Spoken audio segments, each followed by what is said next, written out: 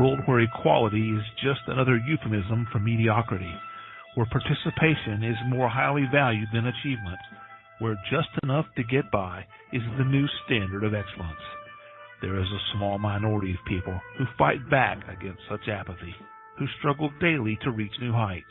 These brave few are the hope for the future, the bright shining light for the next generation. They are the ones who will lead us to the places we have never dreamed of, to the undiscovered country, to reach goals only a few can even begin to imagine. Unfortunately, none of those people could be here tonight, so kick back and relax. Prepare yourself for several hours of fun, friendship, fascinating conversation, and fabulous music. All those F's, that's an alliteration and kind of a radio trick. Speaking of radio, you're listening to the most popular radio station in the history of broadcast radio, at least among stations that originate from Chris's living room. It's Curious Times. Your host is a curious listener. Here she is, Chris. All right. Hey, everybody, welcome to Curious Times. It's Thursday night, July 27th. July is about over. Oh, my God. And Jen and Amy are here at Stop, Drop, Think with Jen Young and Amy Cavanaugh. And as I often get confused and call them Jamie. And so that's what's going on. Tomorrow, Salva Dutton is here.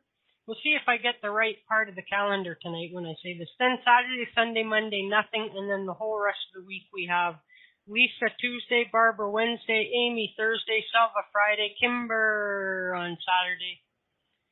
And so there you go. That's what's coming up at Curious Times.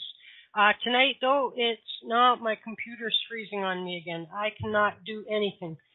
Both Jen and Amy. First, I say Jen Young. Of course, you all know Jen. She is here most Thursdays. She's www.jenyoung.ca. She's a psychic medium and so much more. Amy is undefinable.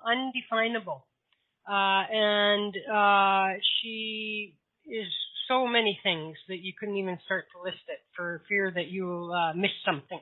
And I'm unable to unmute anybody. So on the count of three, I can't even count it on the camera because my camera's frozen, it looks like. On the count of three, you guys, can you unmute your damn selves, please, Amy and Jen? 1, 2. Psych. Hey, how are ya? Hey, Jen. Amy, where are you? I'm right here. Can you hear me okay? Okay, gotcha. So now I have to refresh my page because I'm frozen again. I don't know what's causing that. But I have the ability to mute and unmute people. Don't forget, I have all the superpowers. I can't type in the chat or do anything. I'll refresh my page. See you in a second. I can still talk. I was hoping you were going to ask us all these hard questions like you ask your real guests. I did that already. Oh, we're listening to archives. I can't remember. Ask hard questions. Once upon a time, you were a new guest. Yes? Yes? Were we new guests, Amy? Yeah, I guess. I guess we were new at some time now. Right. We were new. So anyway, today was a good day for me to be a parent. It's so funny. I feel really bad because the people that I work with are they're all really nice, and I can tell that they're really hardworking and made far less bad decisions than I did. And their kids are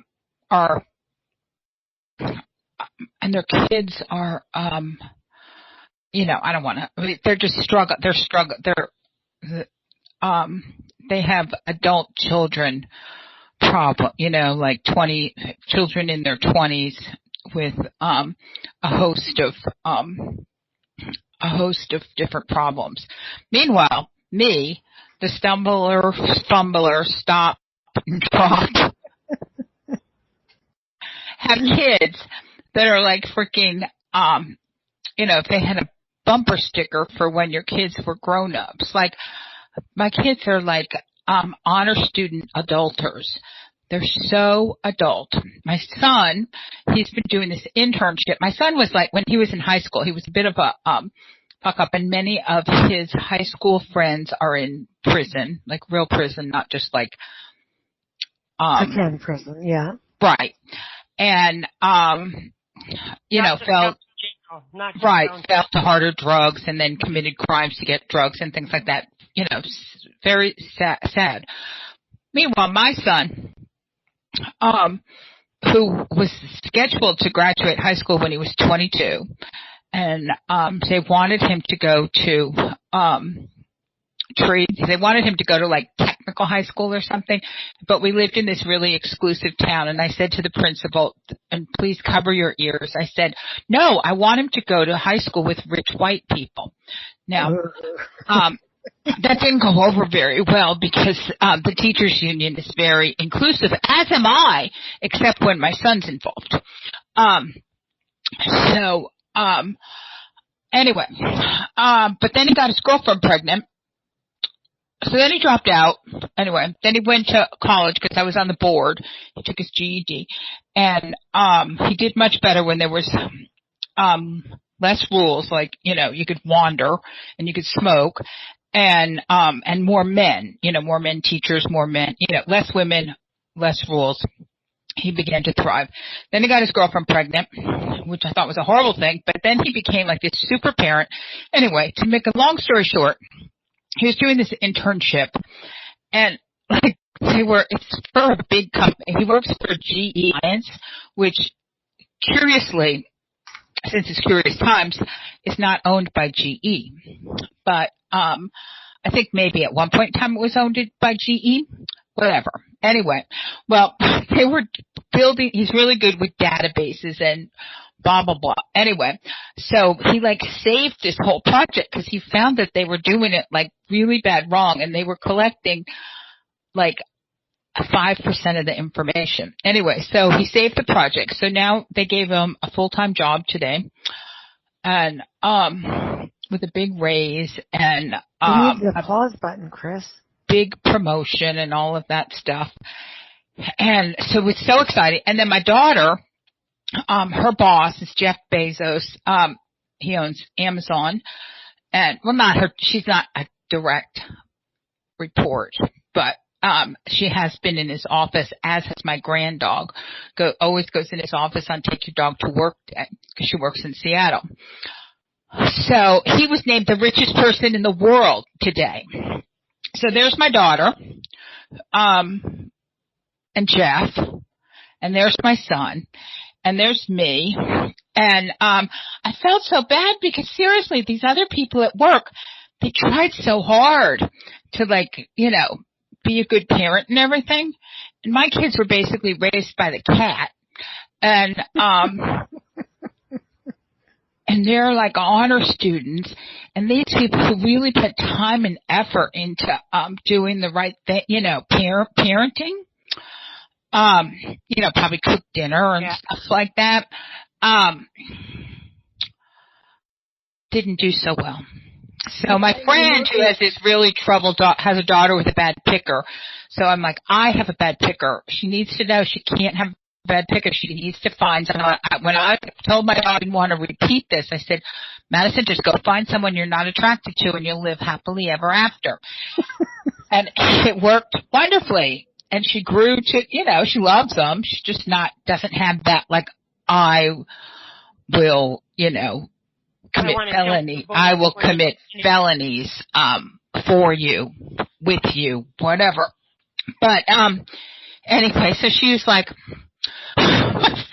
my friend, I guess I have friends at work. I was trying not to have any, but I do have them. She goes, well, maybe God just figured you were so busy raising yourself that he would just give you like kids, automatic kids. Self-extracting, self-launching. Like they have that self-rising bread or self-rising flour.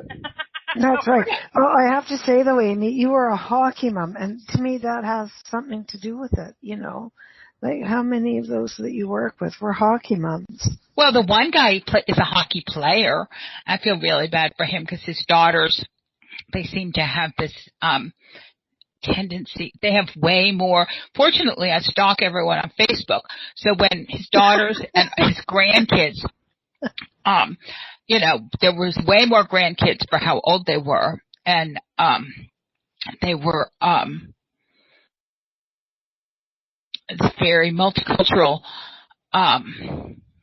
family. And this guy is like straight as an arrow, the hockey player, straight as an arrow. But fortunately, I had stalked him on Facebook, so I knew this. So then when I met the whole great big family, I didn't have to do any kind of calculations or make any kind of judgments or anything. I already had the whole story, and I could just go to being immediately to effervescent and entertaining. But it's bizarre. It's just bizarre to me. It's like I feel like telling people, don't raise your kids. Just go out and make a bunch of mistakes. Because kids are self-launching.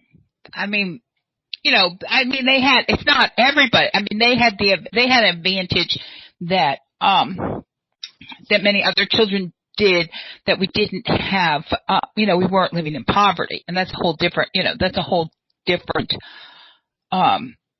story with a whole different set of possible outcomes. But I just feel so, I don't even know if it's great, but I'm certainly overjoyed, but more like curious as to what just happened. So, and at the end.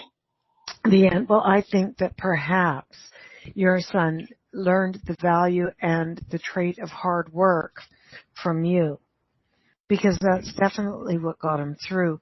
What I also learned this summer from Scott, the fellow we stayed with in Quebec, is that there's educators out there, and not everybody works the same way.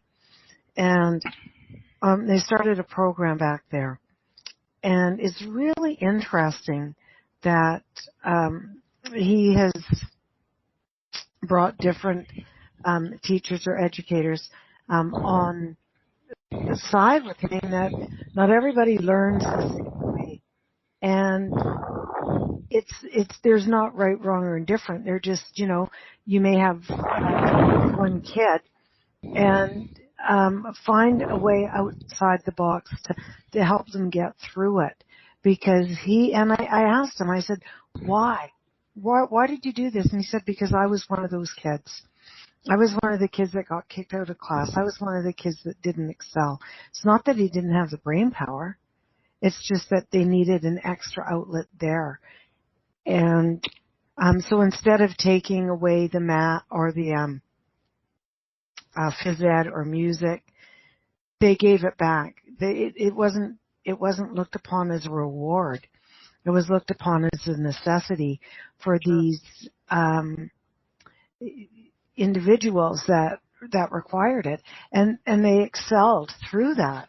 And finding the educators that would work with them, very much like your son getting his GED and having male teachers working. Yeah, he needed more room. He needed less rules and Exactly. more room, and he was suffering from estrogen poisoning. Now, I know a lot of people will disagree with me, but and that's fine. And that's fine, because everyone's experience doesn't mean that one of us is right and the other one is wrong. It just has to do with what our experience is. That's right. I have never been discriminated against for being a woman, but I saw my son be discriminated. I feel that horrible discrimination against boys, not necessarily men. I agree. There's a bunch of white men up at the top, but we have failed an entire generation of boys. If we look at and my son was almost a victim, except I let him drop out. And I never gave up on him, and I knew he was smart, and I just let him find his own way. And as soon as he dropped out and got away from all the female teachers and away from all the estrogen poisoning, it must have been like just wah, wah, wah, wah, wah. It was just everywhere. Just more women. At the time, my mother lived with us. He had a sister, female teachers, female principal. It was just for women by women. But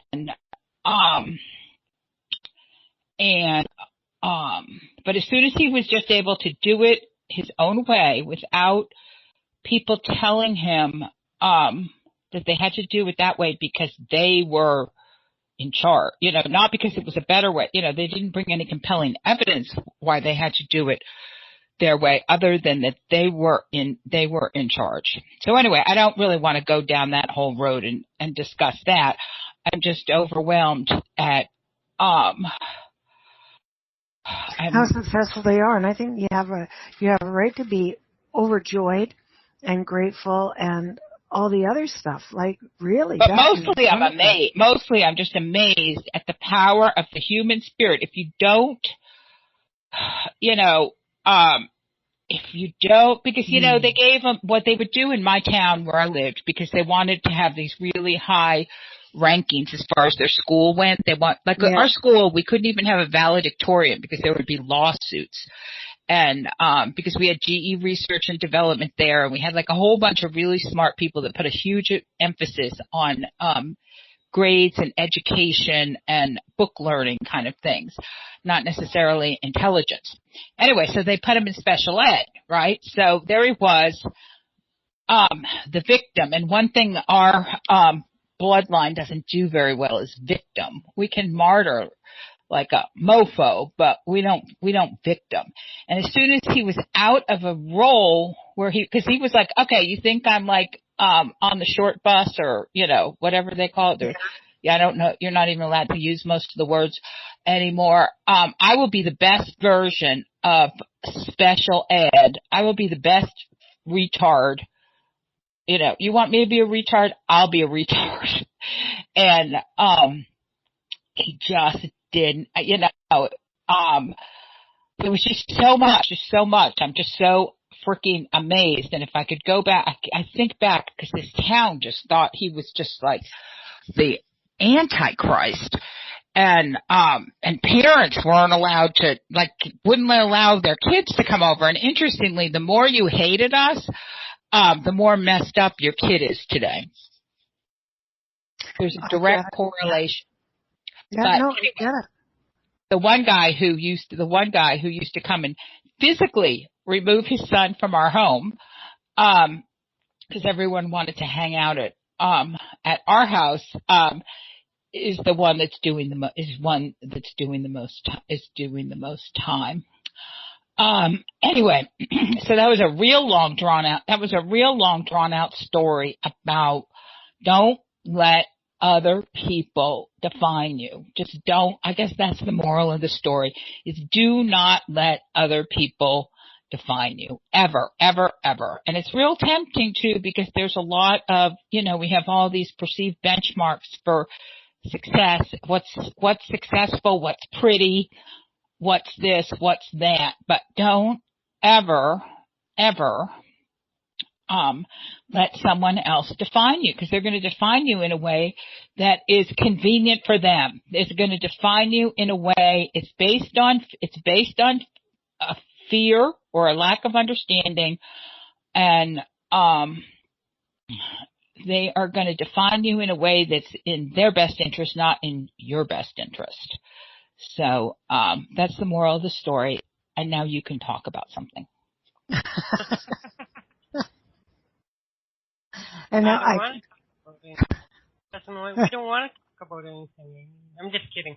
I would just say the only caveat I would throw on that is if you're low self-esteem, then let other people define you. Because the other side to that is a lot of people see themselves as a lot worse than others see them. You know what I mean? But, you got those that think they're all that and then a bag of chips and they're not. But then you got those that don't think very highly of themselves at all when there's a lot for them to think highly of themselves for. But I notice when people have low self-esteem, it's usually like for a valid reason. They just haven't learned to turn what they perceive to be their worst trait into their unique gift.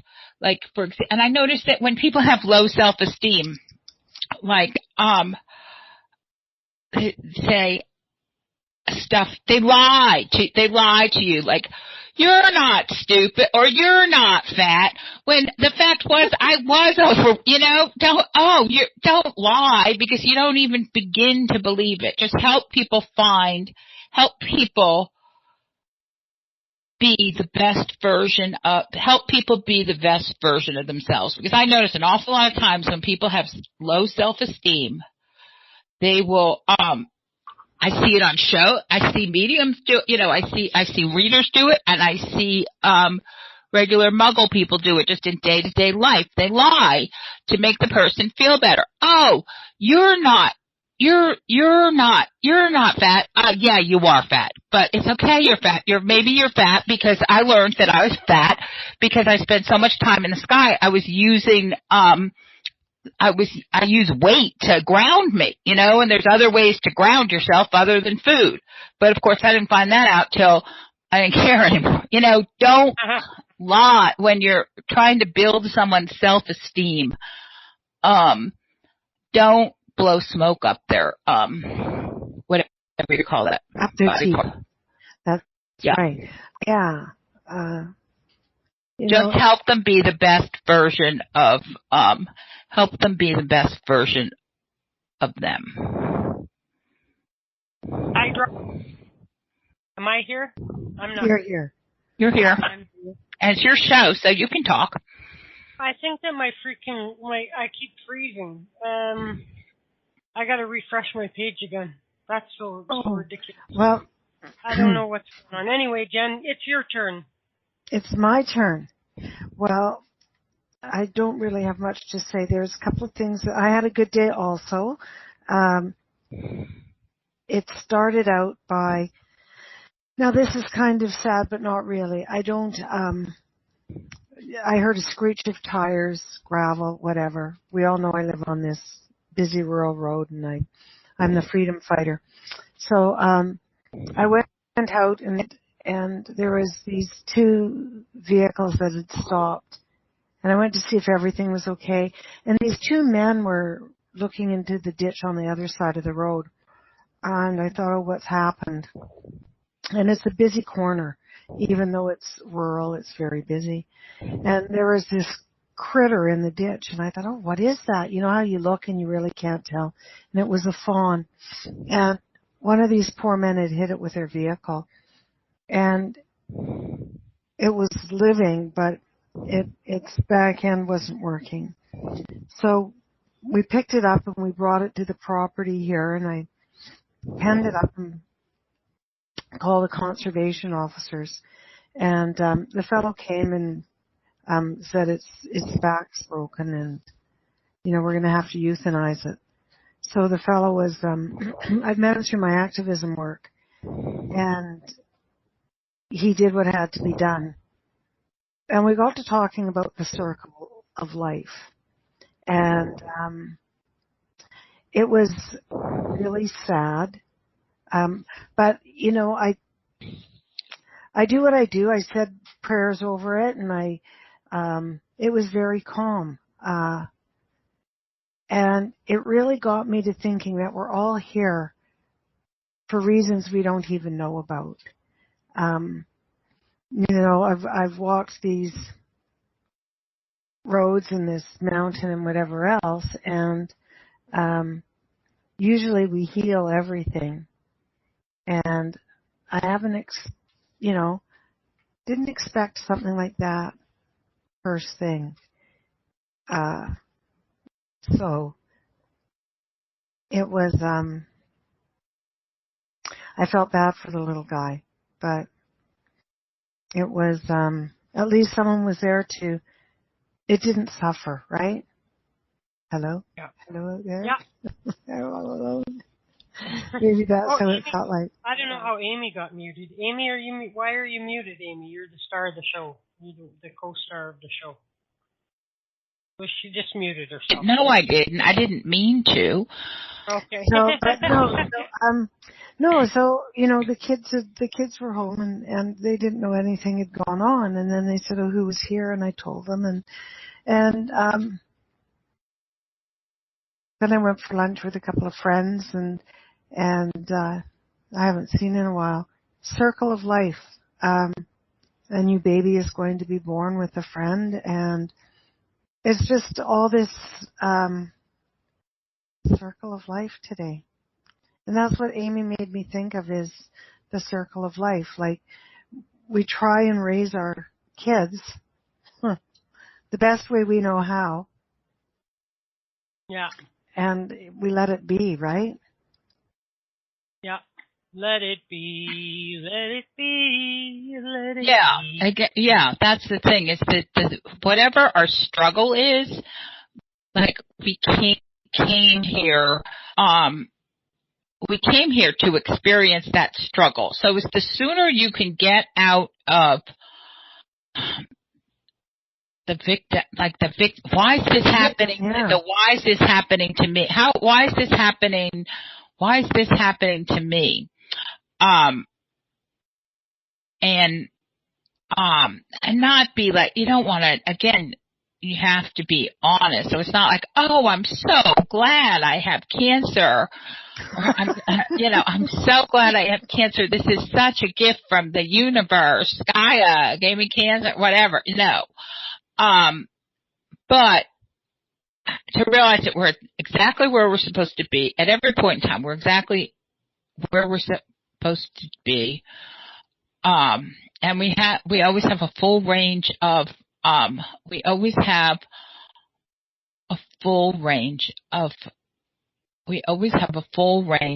options,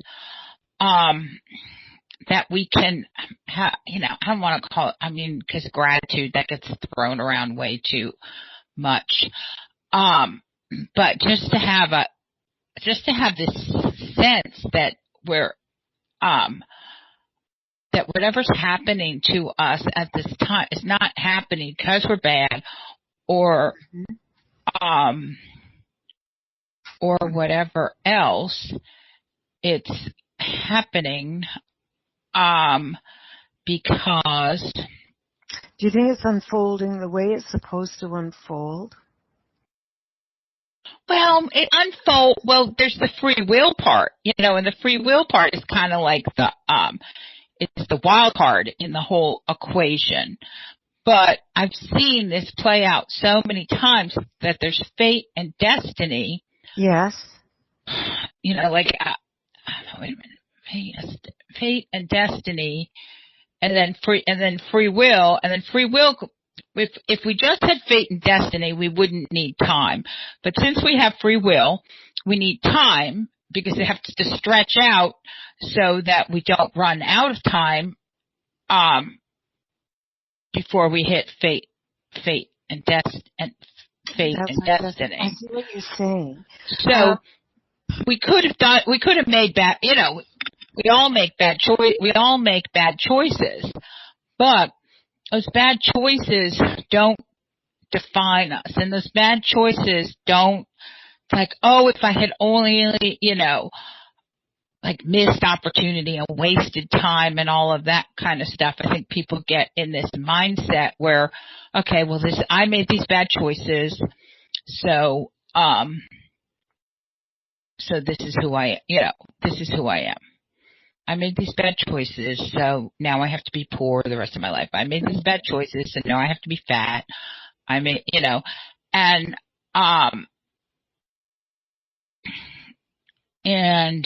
but you think they're bad choices? See, I really believe we have, and I agree, free will, personal choices, because we can be told, an individual can be told that, there's a party on Saturday night, or there is a barbecue somewhere else, there is this, there is that, and it's up to them to make a personal choice. It's up to them to decide what they are going to do. Right? What are you going to do? Well, I think I'll go to the party. I'm not going to go to the barbecue, and I'm not going to go to the 7th anniversary party of so-and-so. My choice is to go to the party.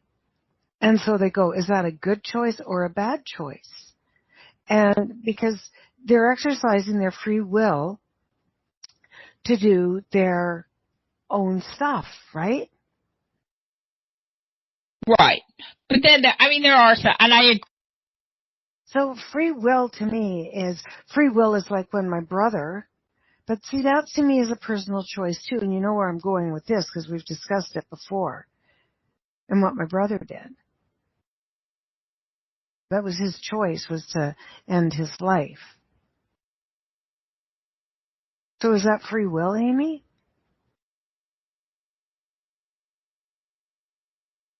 Hello? She's there. She's probably thinking. And I think that even suicides are part of the blueprint, So in that case, because that's a big item in someone's life, you know what I mean? I always think like that the big things in our life, those are the sort of ones that we create in our blueprint or whatever. And then the free will is all of the do I take this route to get there or that route to get there, but I am going to get there. And so I always think of even suicides as the big ticket items. As and the so blueprint. I don't think of that as free will. Like, I think of that as, as part of your destiny or part of your fate. Yeah.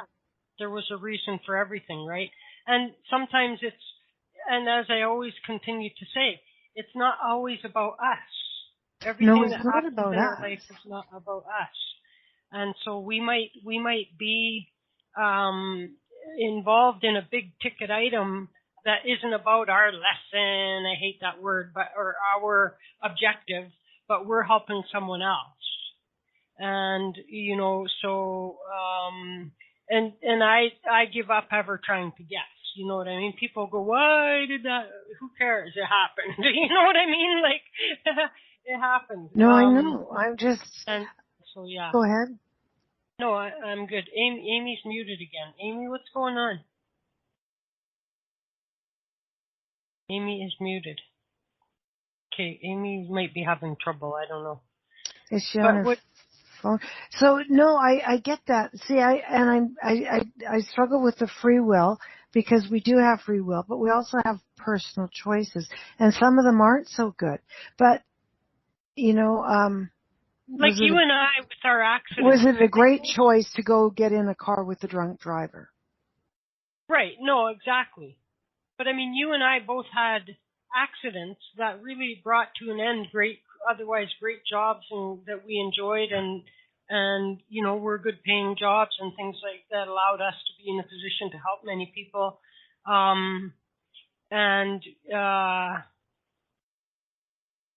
You know what I mean? So, I don't know. The kid that hit me, who knows what went on to happen with him? Maybe he woke up and drives better now and therefore isn't going to kill somebody. I don't know. You know what I mean? I don't know what the whole is, but again, that was a big ticket, career-ending item for me that might not have had nothing to do with me, or it might have. Yeah. I don't know. I just had to accept it and try. I mean, and I just was able to move on just like that, but. And then something good did happen after that, and then something bad happened after that. But and here I am 10 years later.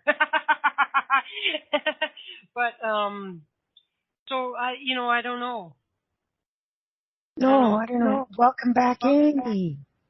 Yeah, what happens is I told you I get my internet by the week, and it expires right where it just did. So what I'm going to have to do is I'm going to have to buy a 1-day pass so that I can get this off the oh God, now I can't. It's just like whatever.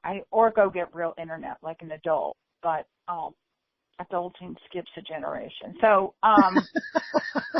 so why be an adult if you don't have to, Amy? That's what I figured. I'm going to be 60 in September, and I kind of made it.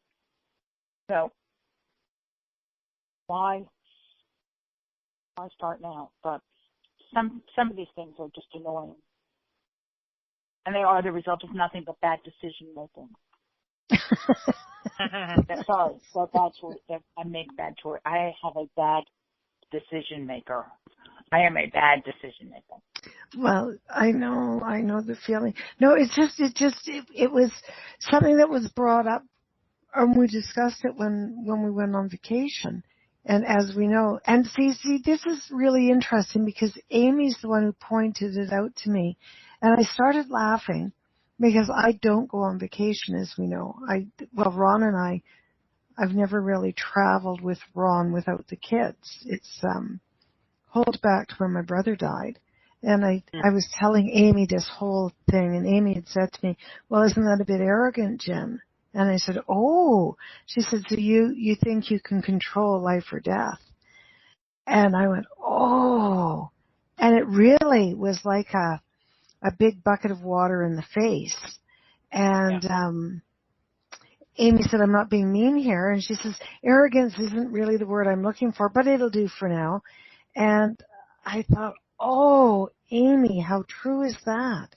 You know, here I've pondered this for years and carried this around for years that, you know, I want my safe little pod. And it's always been a personal choice or a decision. Free will. And that was it. It took, the Heavontologist to say, stop, drop, and think this decision. You know, and I've used that, you know. We don't have to stay in our own little circle. You know, we can step out of the box, and it's pretty freeing. Mm-hmm. Isn't that right, Amy-Cavanaugh? Yes, it is. But now I'm being held hostage by my, because you know what? I put my internet on automatic, like whatever, renew, and now I'm in some kind of black hole that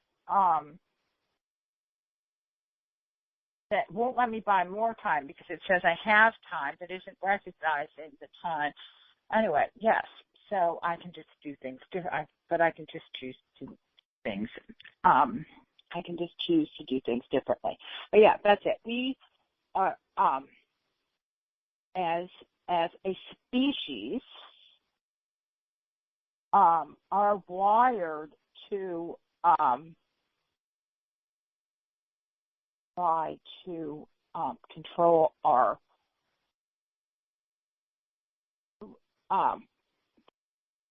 even trying to say, we're wired to try to control our destiny. We do everything in our power. And a lot of times they seem like they're good things that we do to control our destiny. And then when things happen that are outside of our control, like someone dies or something like that. I see this all the time when with the death work I used to do. People would act, when you've got an 86-year-old mother, chances are she's going to die. So these people who act like, they were the victim of a crime when, an old person dies or, just because we think we can control so much. It's instinctual to us to try to control things. We think, oh, well, I can't have lung cancer. I didn't smoke. How dare I get lung cancer? I didn't smoke, right? You hear these people get lung cancer, and they didn't even smoke. It was like, again, outside of we're just so, egocentric by we're just but I think we're supposed to be. We're supposed to be.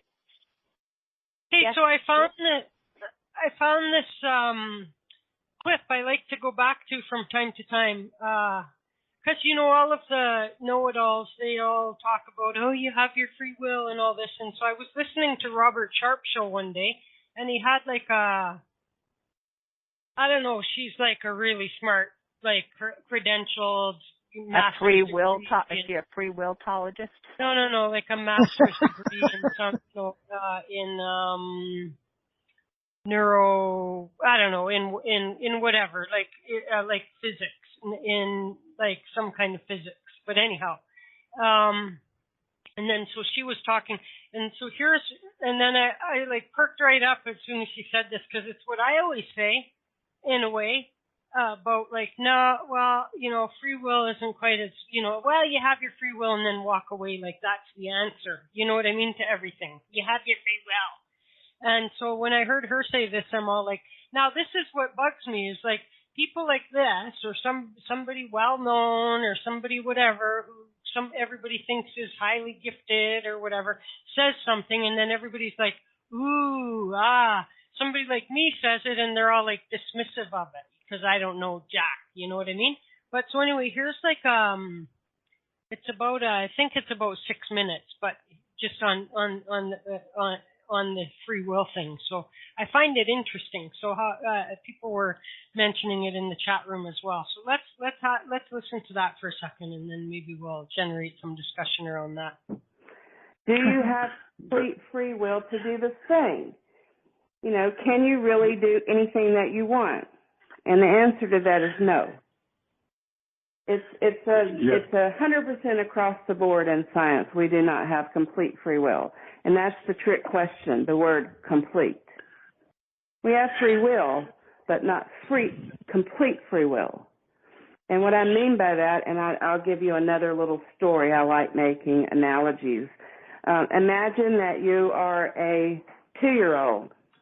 And you're sitting in the back seat of a car, and your source or higher power, your mother or whoever it is driving, God, whoever. But you're sitting in the back seat strapped in a car seat with a little yellow steering wheel. And you think that you're driving that car. I mean, you really think that you're driving that car. So you come up to a 4-way stop, and the playground's on the right, and the grocery store's on the left, and source says, okay, we're going to the grocery store today, or the higher power, whoever that is. And you go, no, we're going to the playground today. At that moment, you find out that your steering wheel doesn't work and never has worked, that you're not driving the car, known as your physical body. So what the free will that you do have is at that moment, what you're presented with, how you respond to any given circumstance that you're observing. That's your free will. That's your guaranteed free will, okay? So at that moment you can throw a fit and get a spanking or get, toy taken away, or you can go, okay, we're going to the playground another day. That's guaranteed free will right there. However, there is creativity and intention, and we do know that intention, if you're in an altered state of mind, it's a proven fact in science and quantum mechanics that thought manipulates reality. So you can, if it's within your probability field, if it's within the life that God gave you, or source, or whatever you want to call it, then you can change it. But some things you're not going to be able to change, like going to the park, so you have to take a deep breath and say, okay. Yep. And then you just go along for the ride. Yeah. You can go ride on a roller coaster where you scream and laugh with glee, or you can ride on a roller coaster in haunted house with fear. Life, it's all perspective. Absolutely. Now, we're at the bottom of the hour, so I'm going to take just a very short break, and then when we return, we'll continue, because I really want to talk a little bit more about intention and that the importance of it in. If it's within your potential field, and you do that on a consistent basis, then you can change your reality. If it's within your potential field to change your movie, we have to remember that we do not have complete free will. But to make the odds stack for you, you do it that way. Does that make sense? Oh yes, I agree, and that's the one thing. Chris, our friend here, she's from Canada, has a show, and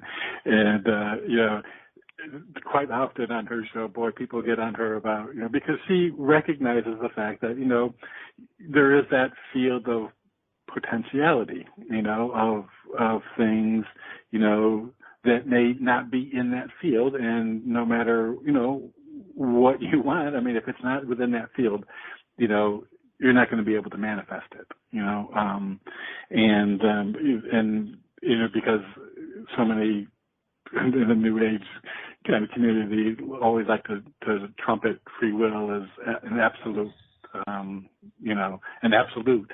It's a linguistic thing. They don't really understand what they're talking about. They think, well, I can make choices. I can turn right or left, or I can walk up the stairs or not walk down the stairs. Well, did you forget that you're not driving the car? Your steering wheel doesn't work. So who's really walking up the stairs, or who's really turning right or left? I mean, it depends on who you're talking with, whether or not that makes any sense or not. We have free will. Okay. If you're talking to somebody who's not as I hate to say it, I don't want to step on toes, if they're not as spiritually evolved as you are, like on David Hawkins' scale in power versus force, 1,000, 0 to 1,000. It's not bad or good. It's just a number that reflects something that we don't have words for. And if you're talking to somebody that vibrates at 300 and you're at 500, you're not going to get it. So it's just better to say okay to whatever it is they say, because you're talking about two different things and don't know it. Yeah. That makes sense. Oh, it does. Well, it does. I mean, and that also really clarifies why it is sometimes there are some people and you think, now how in the world can they think that way? You know what I mean? It's, So basically is to say that it kind of dovetails with my thing, which is, in this case, the mother driving the car is the blueprint. You know what I mean? And so no matter what, like, some things are going to happen. And it's the little stuff in between, in my opinion, that we have the free will over to decide and choose. But other than that, there are things that are essentially out of our control. So anyway, the end. I just thought it might be interesting to hear somebody else say it than me. Because nobody make sense. It does make sense from, and I've heard you say it before, and I agree with you. And it also makes sense when things go right. When for all practical based on your choices. Good point. They shouldn't. Like, when I don't run out of gas, when I don't run out of gas, when I'm on empty, or when Jen's things, muted. Are you muted on purpose, Jen? No, I was listening. I didn't want to be breathing heavy, and I was listening. So I just that makes more sense to me. Yes, it does. That makes a lot of sense. From the perspective of when things go right, as opposed to when things go wrong, things that you would never select for yourself, losing a job or one of those things, and a new opportunity, and when we're put on new paths without our choice. We're put on new paths. Let me tell you how much I wanted to move to Chicago. Like the Midwest is just like just wasn't even on my radar. On the plate, and it's exactly where I'm supposed to be.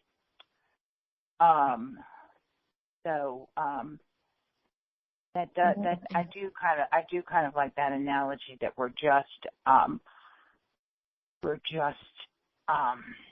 little kids with a fake little infants with a fake steering wheel. That's that is a really good analogy. Yeah. So and that all sort of started with the whole, when somebody commits suicide, is that like free will or what? And I don't think so. I'm just gonna, come back full circle. No, that's great, and that's what I'm. Yeah, I mean, it's such a good discussion, isn't it? Yeah. I'm echoing. Yeah. It's controversial when I say things like that to some people. You know what I mean?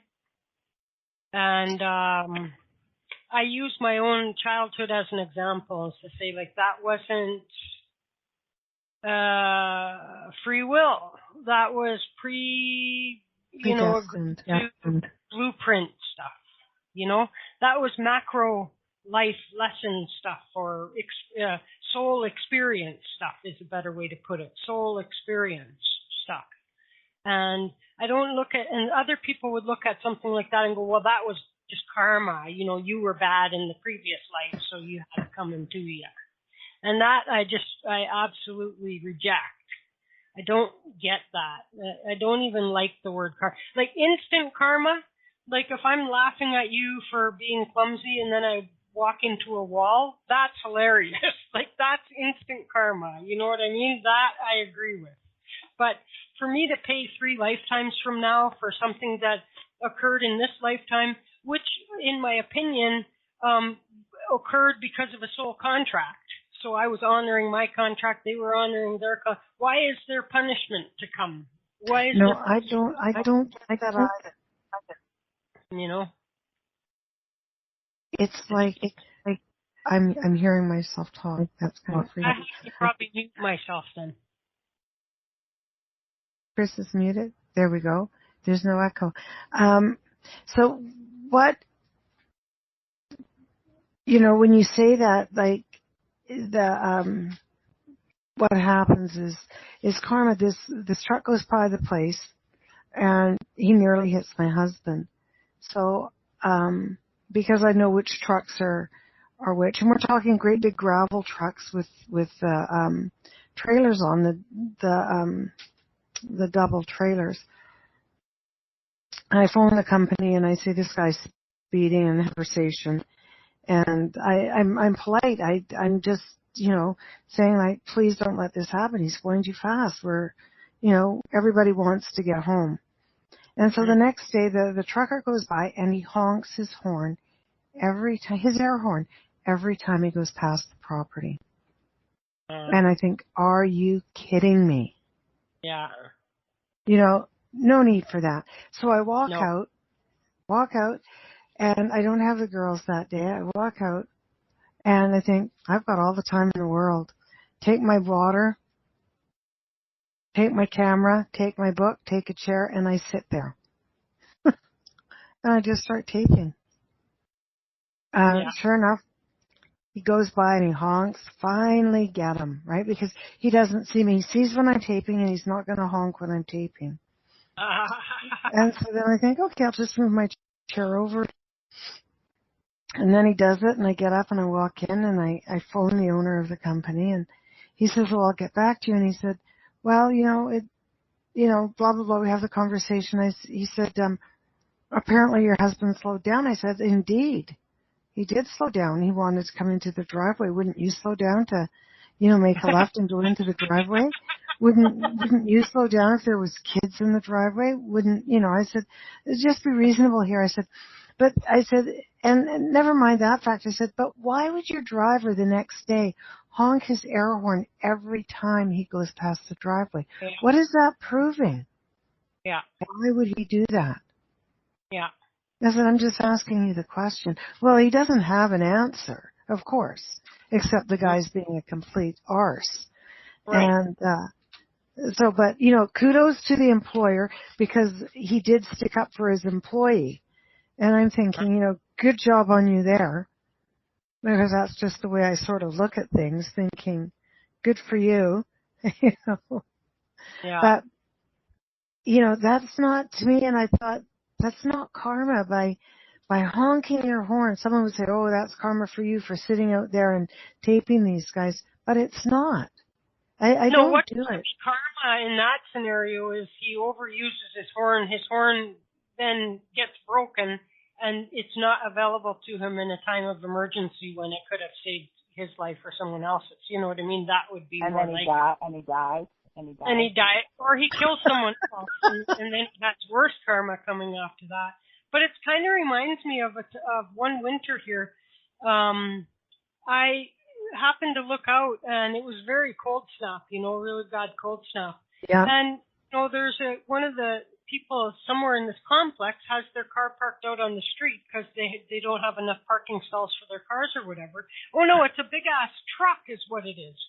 Big ass, like, company, bigger than a cube van kind of truck. Mm-hmm. You know what I mean? Like that.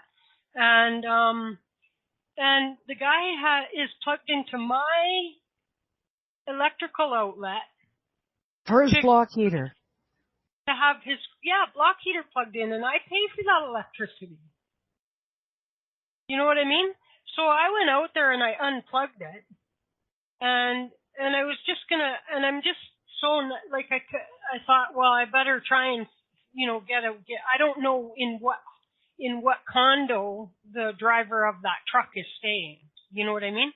And so my only way now is, there was a company name and phone number and stuff on the truck. It's a Calgary company. So I phoned there and I said, somebody's driving this truck. They're parked at my condo and they're plugged into my outlet, and I go, in a big truck like that is going to get sucking the electricity, and so I don't even plug my own vehicle in if I don't have to, you know what I'm saying? Except for maybe if I have to go somewhere, then I'll plug it in an hour ahead or something like that. And so anyway, I go ahead and I guess I ratted out the guy, but I mean, he was stealing my electricity, Now I could have just unplugged it and not said nothing. What I was thinking was, I wasn't phoning to rat on him as much as my words out of my mouth were, if you know who's driving that truck, you should contact them and let them know that their truck is no longer plugged in. Because I don't want them to get out and have to be heading out to a job or work or something, and the truck won't start because it hasn't been plugged in. You know what I mean? Yeah. And that was my reason for calling, was to let the guy know, by the way, buddy, if I was really being vindictive, then I would have said nothing and done nothing. And for all intents and purposes, it could have been somebody tripped and unplugged it or whatever. You know what I mean? That's right. And so, but I wanted to get a word to the guy so that he would find another way of plugging in. Of course, I also went downstairs and turned the breaker box off. I turned the power off to that one on the breaker. Turned that breaker off. And so anyway, at some point reasonably close to that time, I find that my driver's side mirror, the little side mirror, is smashed. Unbelievable. So now do I know for certain that was that? But I can, my spidey senses tell me, that was payback to me by that person. Yeah. For that. But, and that's not karma. That's asshole. that's just retaliation. That's retaliation. And he shouldn't have. I wasn't trying to get him in trouble. I was just trying to let him know that because I didn't want the guy to go out there the next morning, because it was early afternoon or something. So for all I knew, the guy wasn't going to drive that truck at all until the next day. And so if he had thought that all that time the truck was plugged in, the truck would start, he was in for a rude awakening at 6 o'clock in the morning, And so that was my intention of calling. I was trying to be nice, actually, to a guy that stole from me. and for that, I got my freaking, side mirror bashed in. And so, but that's not karma, that's retaliation. There we go. There's a difference between retaliation and karma. That's right. And some people might retaliate and justify it to themselves as karma, you know? Well, I think that's probably what this truck driver did. And then he got, of course, spoken to, probably not very nicely by his employer.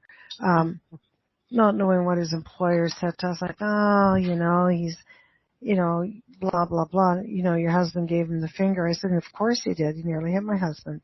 What would you do? What would you do? Throw it back at him. And by the way, he doesn't need to honk his horn every time he goes past the place. Yeah. So, he's just being an idiot, not thinking I'll get his company name and not get his license because they're too dirty, covered in dirt. But I found it quite amusing, Yeah.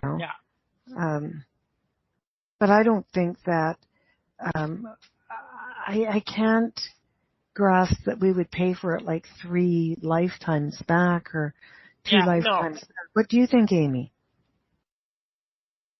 I think there's things that we need to. Well, I think that cause and effect. There's cause and effect, and I think it crosses lifetimes. Yes. When I look at it this way, as everything is blueprint. So, I choose whether I'm going to come back again or not. And if I choose to come back again, I choose what goes on my bucket list, and not to punish myself, but for higher purposes. You know what I mean? For soul purposes, experiential, whatever the deal is. And so, if I choose a harder life the next life, it would be me. I mean, if we want to use the word karma, it would be me self-imposing the karma. But I wouldn't be doing that to punish myself. I would be doing that to, experience everything. That's the purpose of coming into a physical life, isn't it? To experience things that we can't as a spirit, as a soul. That makes sense. Yeah, it does. So I want to throw out there then the woman that I know, and I think I've talked to you about it before. I know I have. The one that's had 3 daughters die and a son die and her husband die. That can't be karma. I just can't wrap my head around that. No. Amy. No. She can't have said, though, this is something that I did in a previous life. And I've heard her say that, what have I done? What have I done? You haven't done anything. Right. Again, it goes back to me thinking, like, our first thing is that everything is about us. So everything bad is happening to us. That's hugely important. That's hugely important. I feel that the people that take on the harder jobs in life, and including those that are, arch enemy number one, we've talked about Hitler as an example or whatever, and I talked to Renee about this guy, which is to say, like some people would say, oh, well, they're a lower vibrating soul. But I'm all like, what if they're actually the highest vibrating soul and they're taking on the toughest jobs? Because nobody else on the other side going, no way, I don't want that one. I ain't taking that one. You know what I mean? What about if it's like the most developed spirits or souls that are taking on these huge challenges, these burdens of these kind of lives, because people like Hitler teach the whole world something, and it's at the suffering of millions of people, yes, but something, there was some bigger purpose to that, yes. Yes, I agree wholeheartedly. Like a lot of our assignment is not necessary. We're teachers and students at the same time. Yes. And we just focus on the lessons that we are, we just focus on the lessons we're learning as opposed to lessons we're teaching. Yeah. Yeah. It's difficult when we're in that moment, though. because we've all been there. Well, I know I've been there. Chris has been there. Amy's been there. Yeah, because we don't have all the information. We're looking at, it's like the analogy I use a lot of, like the traffic helicopter, like when you're up in a helicopter, or the microscope and the telescope. When you're stuck in traffic, you're like, oh my God, this road is just full of people. But then if you're looking at the road from a traffic helicopter, you see, oh yes, traffic is backed up in this one little mile, but there's like 1,300 other miles where everything's smooth sailing. It's just a matter of our vantage point. We have to get through that gridlock first. Exactly. Yeah, I'm just, I was in the parking lot today and I sort of laughed because we know I hate parking lots, and I always laugh, and I'm driving my friend Belle around, and we go out for lunch with another friend who's just had her birthday, and then we go to the store, and I'm thinking, oh golly, a bloody parking lot, easiest way to get out. And of course I'm pretty much stuck there, and I start laughing, and I thought, just go to it and just, you'll get out of there. It's not a big deal. No one cares. They're not going to be watching to say, look at that little white car, being stuck in the parking lot. As soon as we give it up and say, no one really cares, it just works out.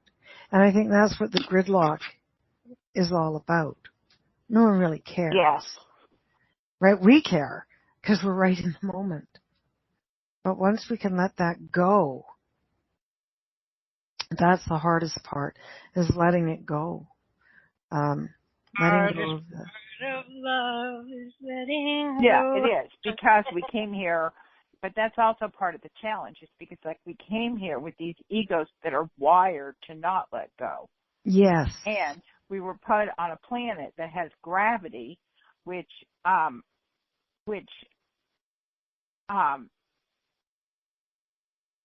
forces us to dig our heels in, instead of to hunker down instead of branch out. Mm-hmm. So that's the great big. So I guess that's kind of like the big prank that was pulled on us. Is they sent us down here with this ego and flipping gravity. Put those two together, and it's a wonder that we can do anything. I had to open up a whole new fake internet account, but I'm back in the chat room. Talk about digging our heels in. So it's like, I think what we have to understand is that we are wired to behave in this more limited manner. We're wired to do that. So when we are egocentric or less than highly vibrant, on the times that we are less than highly vibrating, we should just understand that we are less than highly vibrating by design, not because we're bad or not because we didn't go to enough Wayne Dyer, because we didn't read enough books. And if we just take this one more course, or if we just buy this one more crystal, or read this one more, that we're going to get, that we're going to get it. But anyway. Yeah. The end. So I do notice that there are two callers, and I see Jackie and Mary. Now, before I jump to conclusions, are both of you guys? I'm okay. Oh, are we giving readings? Yeah. Why not? There's three callers now. Three callers. Oh. Jack, and one is not that one, Jen, but well, could we do a music? I've got to get up and move for a bit, unless Amy wants. Just go. I'm not. You go ahead. Jackie, if you're looking for a reading, can you please press 1-1 on your phone right now, so I know? Okay, I don't see you doing that. Mary, same with you. Press 1-1. Okay, no. And wireless caller, whoever just called in, if you're looking for a reading, press 1-1 on your phone. It doesn't look like anyone's here for a reading, actually, then. Oh. I don't know. So, fine. Nobody's responding to me is really the answer to that. So, I don't know what the deal is. So, we'll maybe go and after a song, we'll go and we'll ask them. Are you the wireless caller? Press 1-1 on your phone. Okay, you guys. Okay, one person dropped. Okay, I don't know what's going on. People are making me go crazy here. Okay. Oh, Mimi is there now. And then there's Jackie.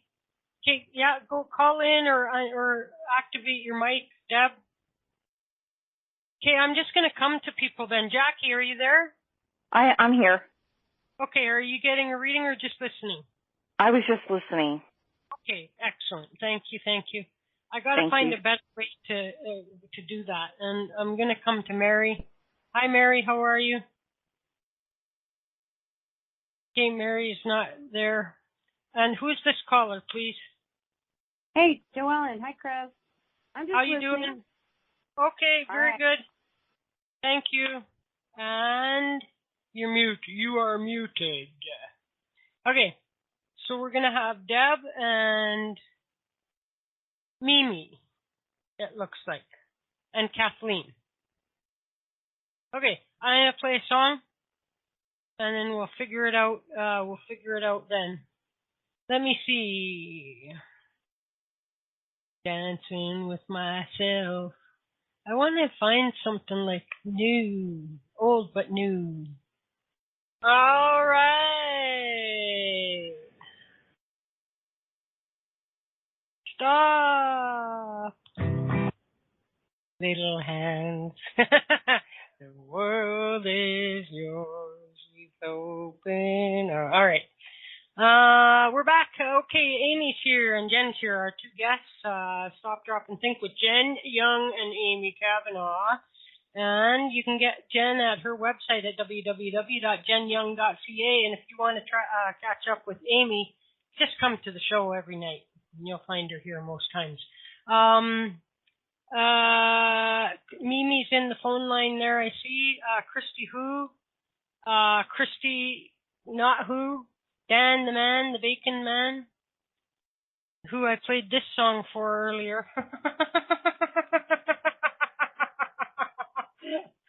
I gotta find it now. I was playing silly songs at the beginning of the show. Let's see if I can find this one. If I can find it again. Yeah, this one. Bacon strips. Okay. Dan. Okay. Deb, Heavenly Heathen is here. And in the phone queue, Diane in Canada. Jen is our guest. Kathleen Moore is here. She's also in the queue. Mary Margaret, I hope everything's coming along good with your knee. And so Mary Margaret is here. And Jackie is listening, and Mary is listening, but Mary, the not Mary Margaret Mary. is listening also by telephone. So thank you guys for listening. Here's Jen. Where's Hello, Amy? how are you?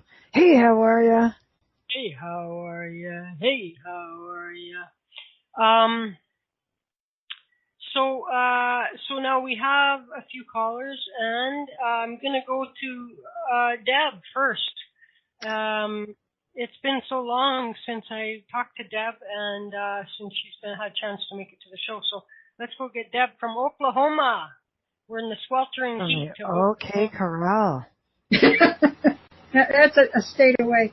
Hello, good to be back, honey. How you doing? Yay! Yes, it's been a long time. Yay. That's the applause. Oh. I thought you were joking for a minute. I was worried. No, that's the applause. We've got a little cabbage. Who remembers the Cabbage Patch dolls? We've got one, and Ron can make. Punched out some just to get the last one. Yeah, no, actually, I've had this Cabbage Patch doll for over 30 years, and Ron was getting his little hands to clap yesterday, and the girls were going crazy, and they were going, yay, yay. So I was just thinking of that. Deb's back, and I'm thinking of the little Cabbage Patch doll. Oh, I kind of resemble a Cabbage Patch doll. Clapping its hands. Yay, she's back. She's back. So anyway, what have you been doing? What have I been doing? Well, healing up from a torn out knee, started it. Mostly though, it's been completing classes so that I can graduate this December, knock on wood. And when you graduate, what are you gonna be? A counselor? No, I get to do another 30 hours before Oklahoma lets me be a counselor. I have to get my master's. Oh. When I started this, I just had to have a bachelor's, but they've changed the requirements in the state. So is that 30 hours of studying, or is that 30 hours of practical, Deb? 30 hours of class, but 30 hours of paying cash money. I'll find out in a few weeks, and then maybe I'll just, be somebody that's officially full of BS, because I'll have the paper to prove it. That's funny. And then you'll have how many hours till you get your PhD? Not happening. You're about as funny as Carm is on that one. No, I think you'll probably be going for your doctorate, because that's just who you are. And so when we get to call you Dr. Deb, you'll be saying, yeah, we heard it here. We heard it here. So why did I smell cigars when you came on, Deb? I don't know. Come on. Someone in your past. No, I don't know. There must be somebody around me then. Cigars or pipe. Yeah, it's around you, not you, but it's around you. And cigars or pipe, really strong. And the smell of corn cobs. Tobacco with that. And they're showing me fields and gardens, and I know with you it's always cooking anyhow, cooking up stuff. Could it be my former husband who's passed away? Is there a D name attached to that? I'm getting a D. No. There's a D. It's attached to you. I'm not saying it. A Richard? Don't know. No? Okay. Rich or Richard? Rick or Richard? Mm-hmm. Okay. So we'll just put that guy on the shelf for now. Because this Richard is coming in, and he comes in with the cook. I'm not picking up on your late husband, or your husband who is late. I'm getting it on your father's side, though. Well, I never knew my grandfather, but his his middle name was David. Okay. It's prominent. He's prominent, he says. He was a prominent fixture. And the initial R comes up again.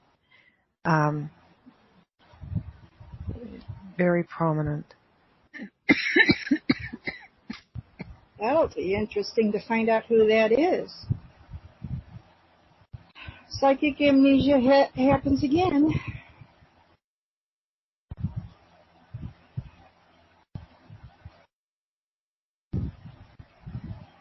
It wouldn't be Harry by any chance, would it? I've just got a mouthful of like cobwebs or something, Deb. Goodness. Sorry. Obviously someone with lung problems. And breathing problems. So,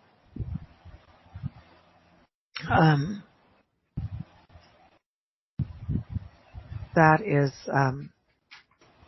and the R. I'm going to keep on with the R name.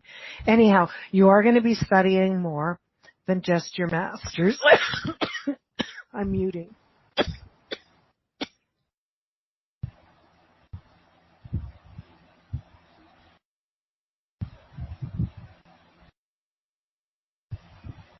Hopefully this works. You are going to be studying for more than just your master's, is what they're telling me.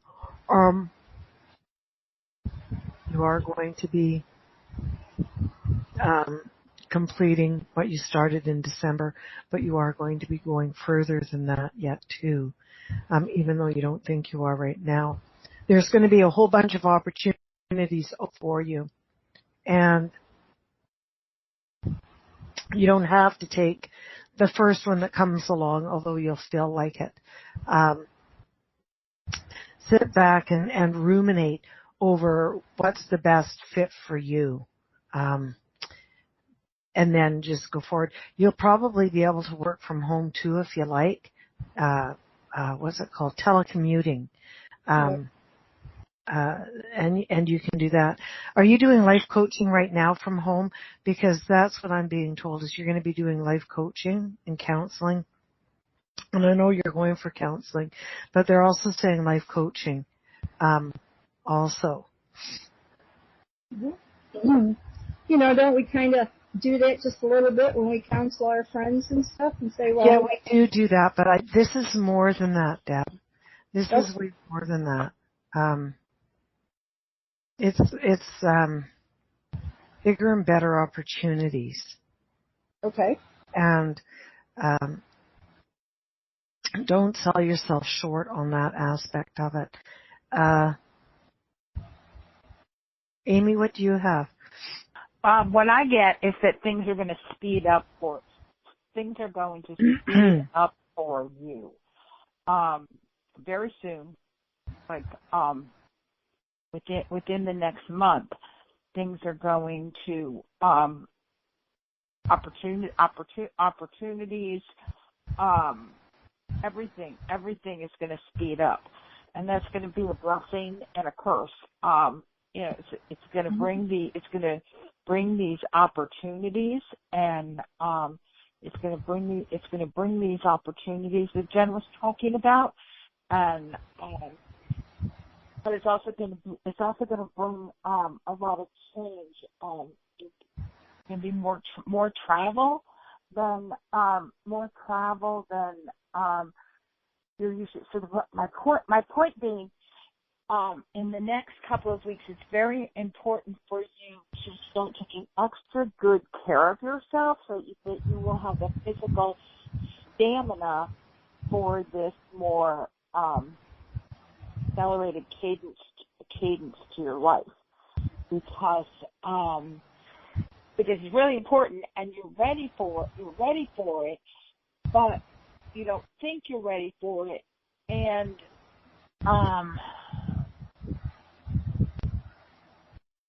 it's going to come so quick because and so you're going to want to drag your feet.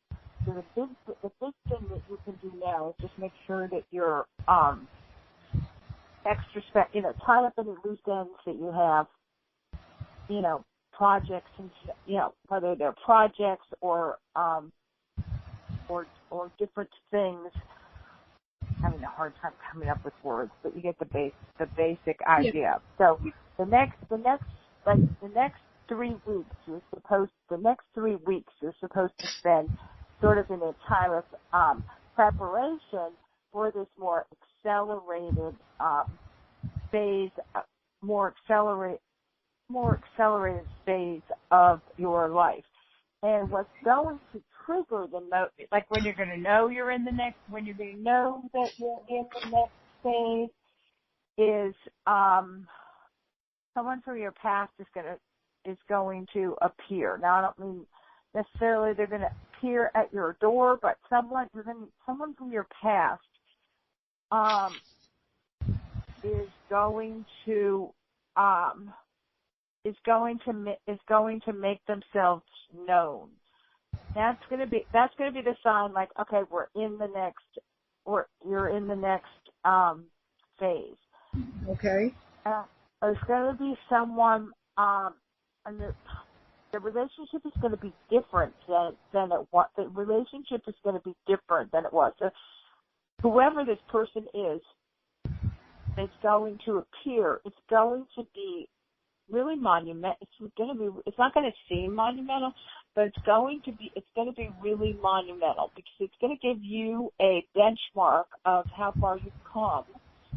And it's also going to bring back, I don't want to call it euphoria, but I can't think of another word, so I'm just going to use a word I don't mean just to keep moving here. Going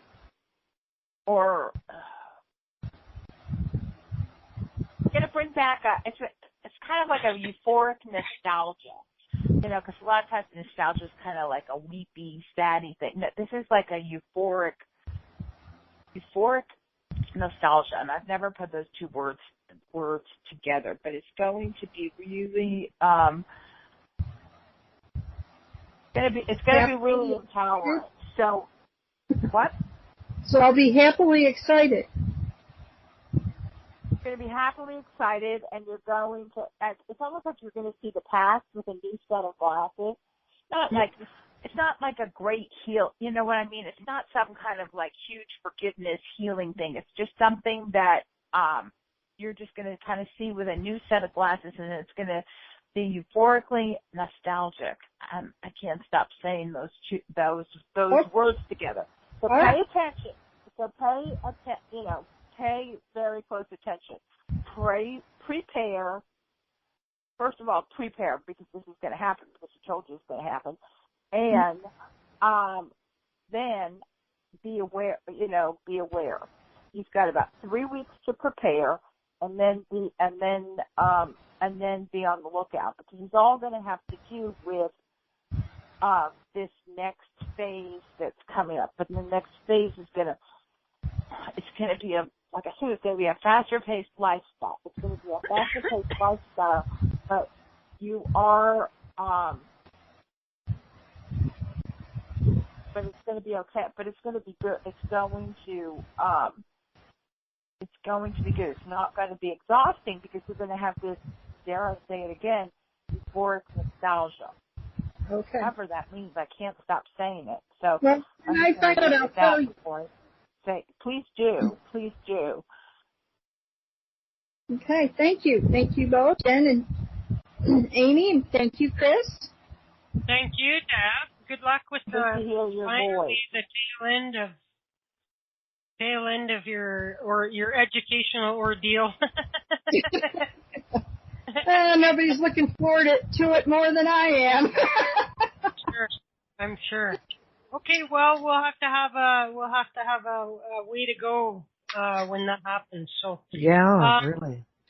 Okay, let's go get Kathleen. Where's Kathleen? Kathleen, unmute your damn self. Okay, wherever you. There you are. Hello, Kathleen. Hello. Hello. How are you? Hello. Hello. Hello. Hello. Hello, Jen and Amy. How's it going tonight? Good. How are you feeling tonight, Amy? Fabulous. Euphorically nostalgic. I'm great. I'm having a happy day. That does my heart, Joy. I'm glad to hear it.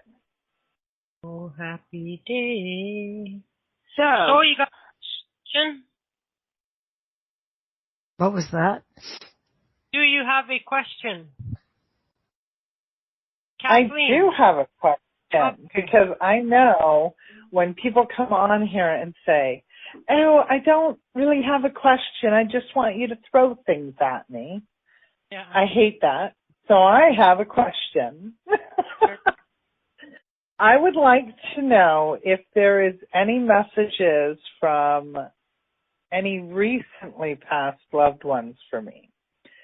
Because I often get messages from loved ones that have been passed for quite a while, but I'd like to get something from recent past in the last 10 years or so. So if there's any messages that might come through for them about where I'm headed in my personal life would be great. I do feel that my personal life and my professional life are very intertwined right now. And I do feel that I'm going to be going in a new direction. In a direction that I didn't ever expect myself to go. So any enlightenment on that would be great. Okay, I'm going to let Jen go first so that I don't say euphorically nostalgic. Again, I can't get it. I got to drink something or something and get it off my tongue. So Jen, take it away. Okay. So Kathleen, you want to find out, you said where you're going and how it ties in your professional and personal. So my question to you would be, why are you asking us? Straight up. Why are you asking us? If you know this already, then why did you call in and ask us? It's sort of because I really don't know the answer. I really don't know the answer. I really don't know the answer. I don't. For the first time, I don't have a clear view. I really, truly love what I do. But I really don't have a clear answer on retirement, or if the two of those go hand in hand, or if there's going to be walking away from it and my retirement is going to be strictly something that I'm going to enjoy with my husband, and if there's going to be a change in work because of opportunity that's coming up with him. So there's opportunity that's presented itself that we were unaware of. So that's why that has to do with him, and it doesn't have anything to do with me. Well, we didn't see coming. Who was on the other night and said that? Wasn't there somebody that? Oh no, it was you that said someone's husband was going to have an opportunity. Kathleen said that to me last night. Oh, that's right. Okay. Yeah. Oh my God. Yeah, exactly. Yeah. Okay. Sorry, Yeah. I'll shut up. Yeah. So something came to light with us that trying to put some. There's great opportunity for him, for mine as well, that we didn't see coming. So that's my question was, because either way it would make us very happy. I can do my job anywhere because, the spirit's everywhere. So it's not going to affect me that way, but I'm just seeing if there's any messages from any recent loved ones that can give us a little bit more idea that's not so old-fashioned about.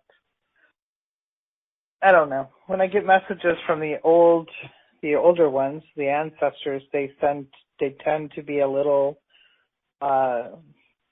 They seem to be very cryptic. I don't want a cryptic message. I want them to tell me. But I might get the cryptic message, and if that's what I get, I'll take. Well, the problem is you're going to get the cryptic message because, like most people, when you're in a situation like this, you don't want to make the decision. You just want it to.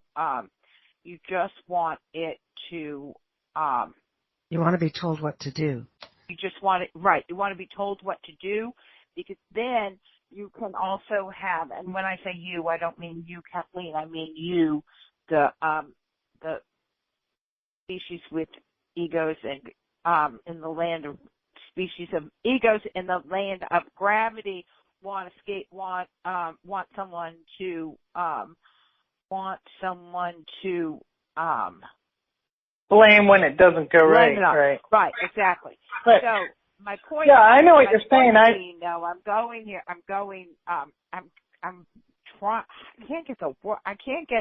cannot get. I don't think there. I don't think there's a wrong answer with the opportunity you have. There's not a wrong answer. Okay. They're both equally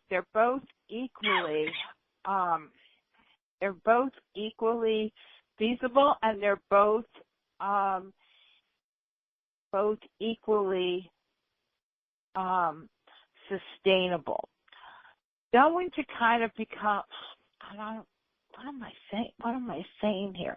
It's not going to be a battle. It's not going to be a battle in the traditional sense, but it is going to sort of be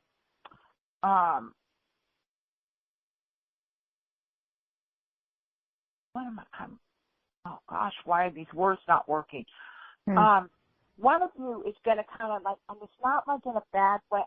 It's not in a bad way, but one of you is going to kind of con the other person into thinking that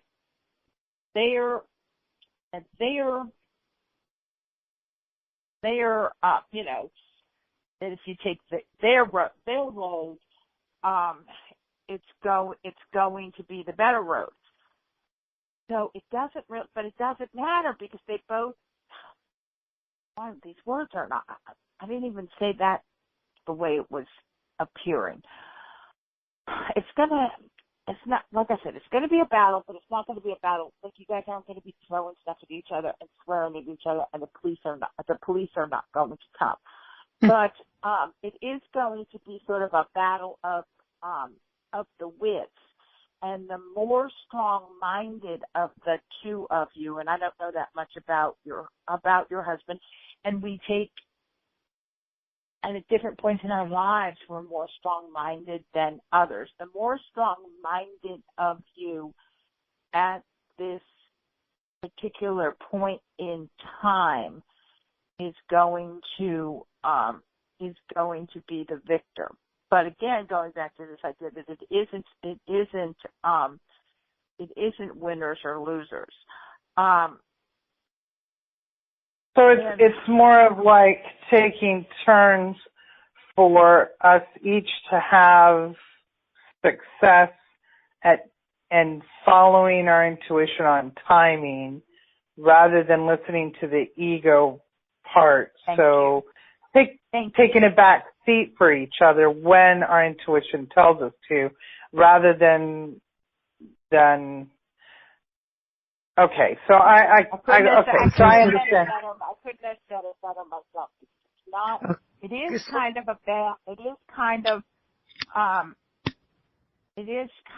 a that's exactly totally different, but it's not like a battle like. It's exactly what I needed to hear. That's exactly what I needed to hear. So, because as you know, I have been growing exponentially this past 2 years, and I've been working very, very hard at that.